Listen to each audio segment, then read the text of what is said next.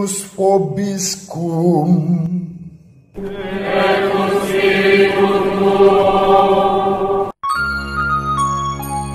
Sahabat peradaban kasih ekologis yang terkasih, hari ini adalah pesta kanak-kanak suci.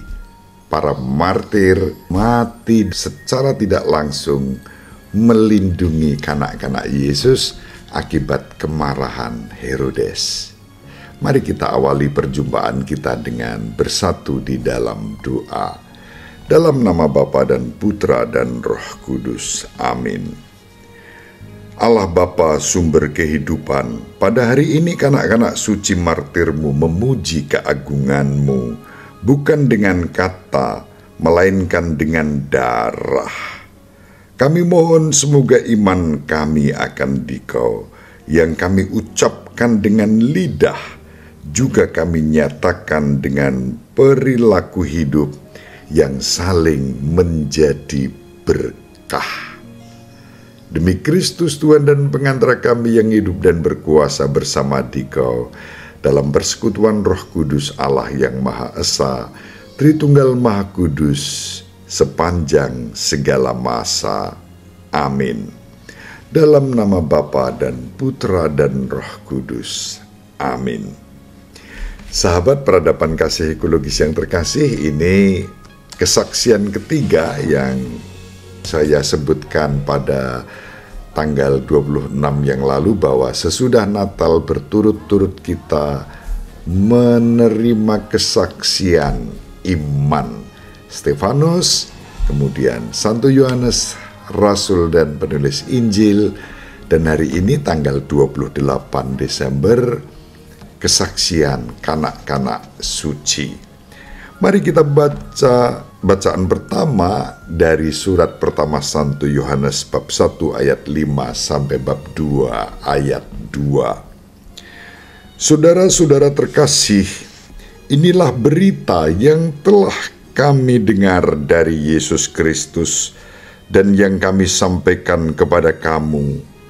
Allah adalah terang, dan di dalam Dia sama sekali tidak ada kegelapan.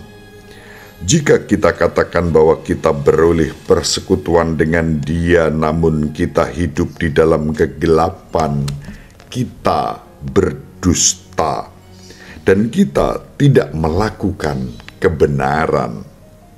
Tetapi jika kita hidup di dalam terang, sama seperti Dia ada di dalam terang, maka kita beroleh persekutuan seorang dengan yang lain, dan darah Yesus, anaknya itu, menyucikan kita dari segala dosa. Jika kita berkata bahwa kita tidak berdosa, maka kita menipu diri kita sendiri, dan kebenaran tidak ada di dalam kita. Jika kita mengakui dosa kita, maka Allah adalah setia dan adil, sehingga Ia akan mengampuni segala dosa kita dan menyucikan kita dari segala kejahatan. Jika kita berkata bahwa kita tidak berbuat dosa, maka kita membuat Allah menjadi pendusta, dan firman-Nya tidak ada di dalam kita. Anak-anakku, hal-hal ini kutuliskan kepada kamu, supaya kamu jangan berbuat dosa. Namun jika seorang berbuat dosa, kita mempunyai seorang pengantara pada Bapa, yaitu Yesus Kristus yang adil. Dialah pendamaian untuk segala dosa kita, malahan bukan dosa kita saja, tetapi juga untuk dosa seluruh dunia.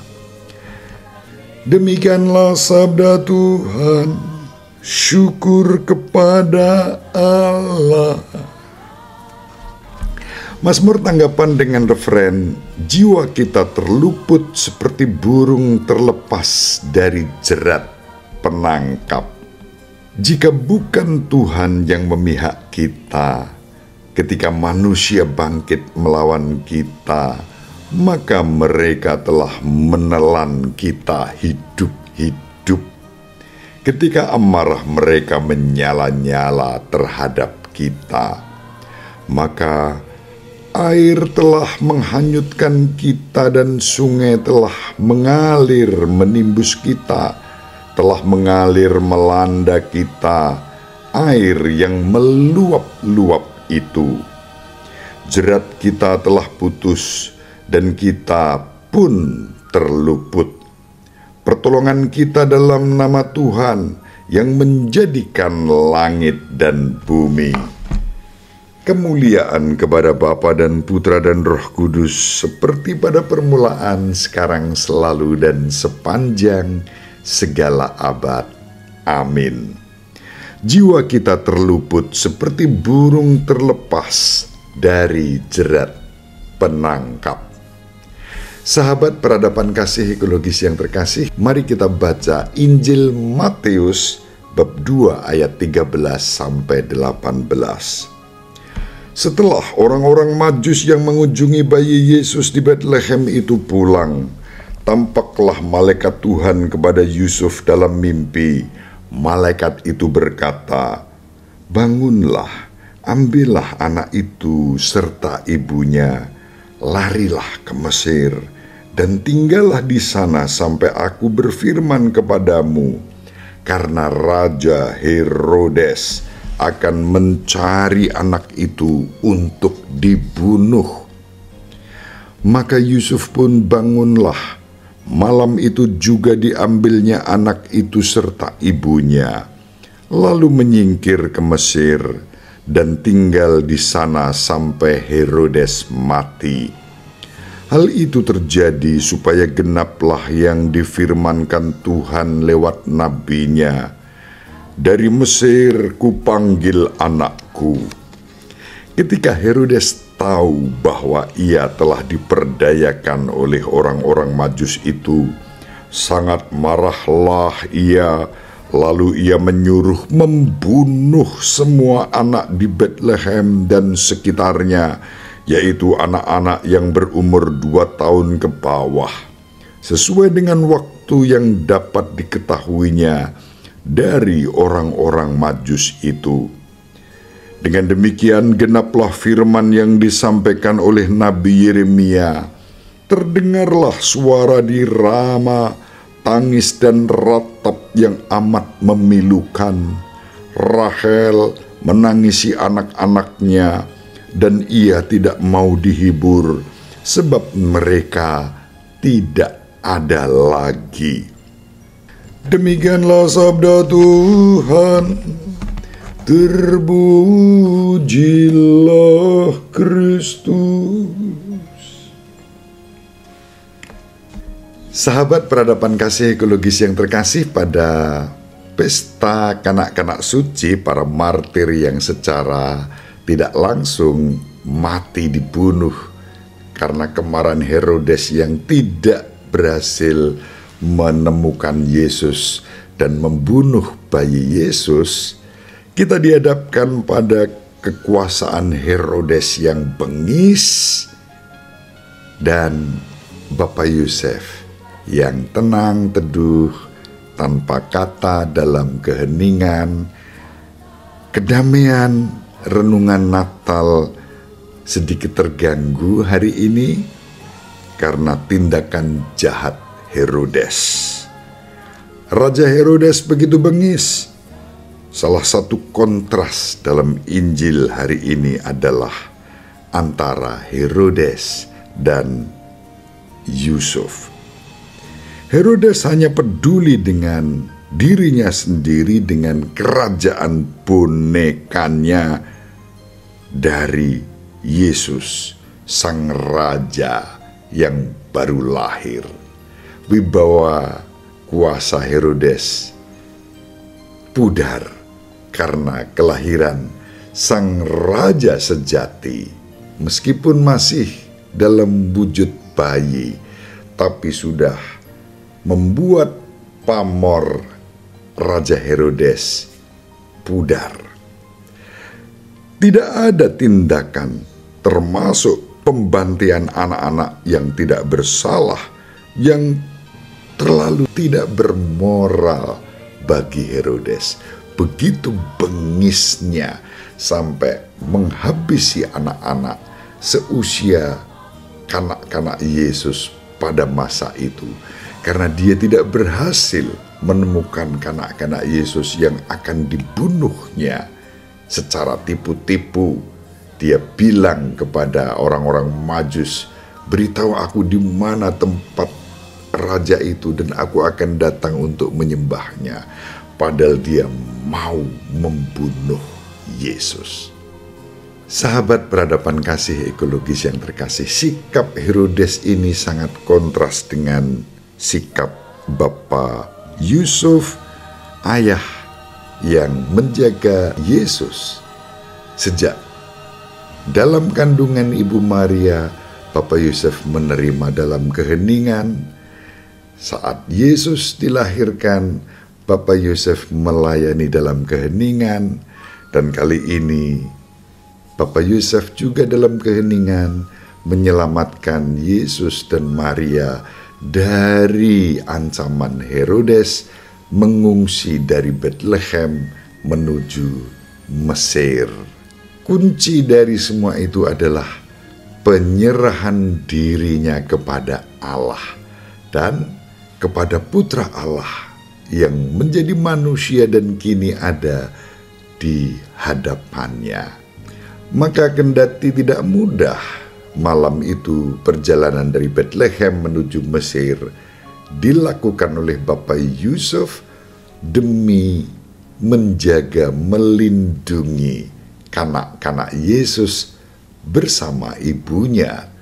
Sahabat peradaban kasih ekologis yang terkasih, dalam kemartiran kanak-kanak suci kita berjumpa kontras antara kehendak duniawi Raja Herodes dan kehendak surgawi Sang Raja semesta alam yang berkenan menyelamatkan semua, bukannya menghabisi dan membantai siapa saja yang tidak masuk di dalam kerangka pikirnya, seperti yang dilakukan oleh Herodes. Maka di satu sisi kita belajar bahwa pada akhirnya kehendak Tuhan dan bukan kehendak Herodes yang akan terpenuhi.